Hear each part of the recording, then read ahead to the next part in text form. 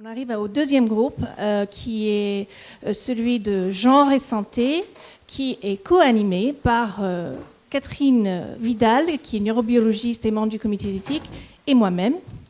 Et elle va présenter nos travaux récents, et puis elle va finir avec une petite surprise. Et je suis ravie que Claire Lissade est ici parce qu'elle fait partie de la construction de cette surprise. Claire Lissade, qui est directrice de l'audiovisuel à l'INSERM. Et donc, je suis ravie qu'elle soit là pour voir la première, comme on dit. Catherine. Merci. On est en plein écran ? Oui. Eh bien, bonjour à toutes et à tous. Très brièvement, je vous présenterai les travaux du groupe Genre et Recherche en Santé du comité d'éthique de l'INSERM, qui est donc animé par Jennifer Merchant et moi-même. Alors, les objectifs de notre groupe est d'une part de mener une réflexion éthique sur la contribution des facteurs sociaux et culturels aux différences et aux inégalités de santé et dans la santé et la recherche médicale entre les sexes.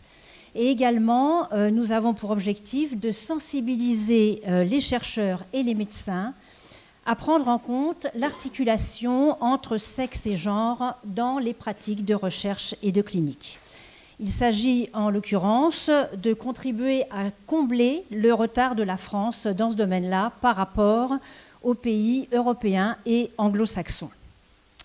Pour rappel, aux États-Unis, le NIH intègre dans ses plans stratégiques la dimension du genre depuis plus de 25 ans.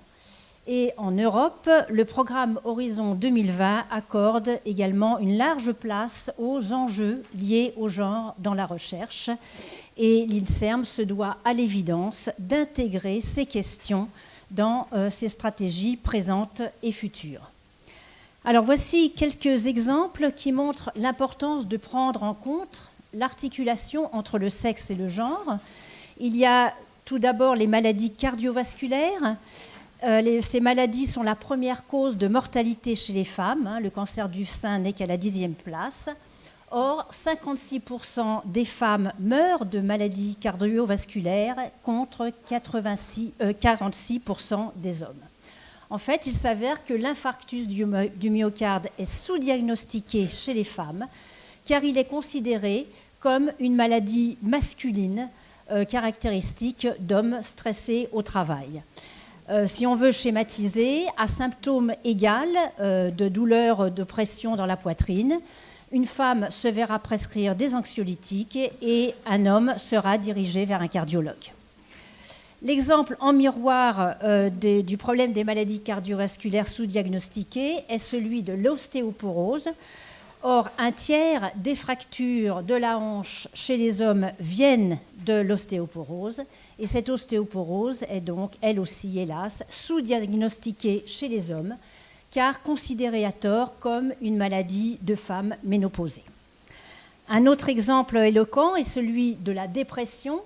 Si l'on considère les symptômes classiques de la dépression tels que tristesse, fatigue, anxiété, troubles du sommeil, etc., en fait, les statistiques montrent que la dépression touche 2 fois plus les femmes que les hommes.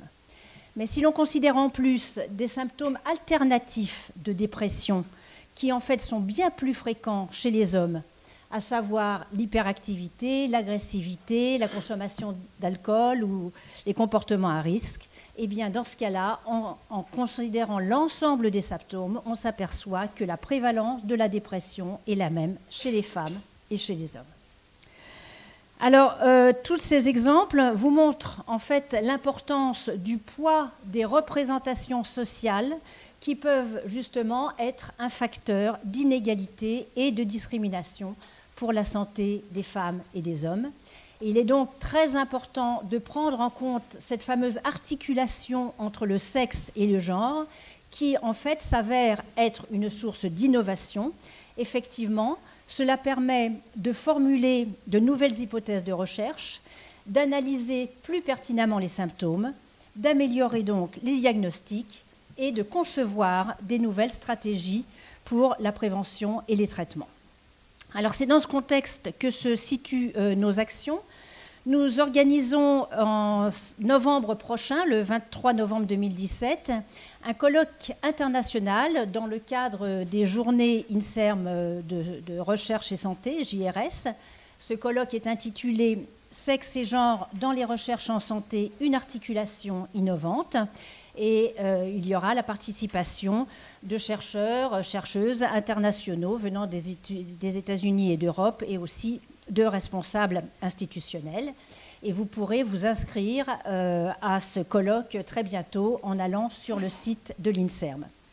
Sur ce site de l'INSERM, vous allez également trouver des rapports et des guides de représentation pratique à destination des médecins et des chercheurs que nous avons rédigés afin justement de les aider à intégrer cette articulation entre sexe et genre dans la clinique et les recherches en santé.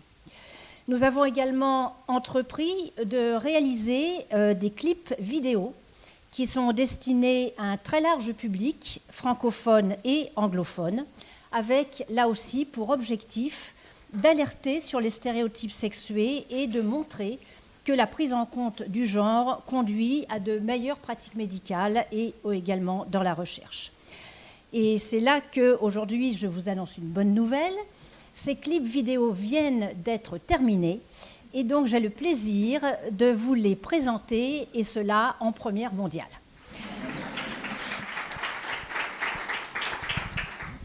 Voilà, merci Catherine. Je peux vous dire que c'est un grand sentiment d'accomplissement et de fierté de voir enfin ce projet aboutir.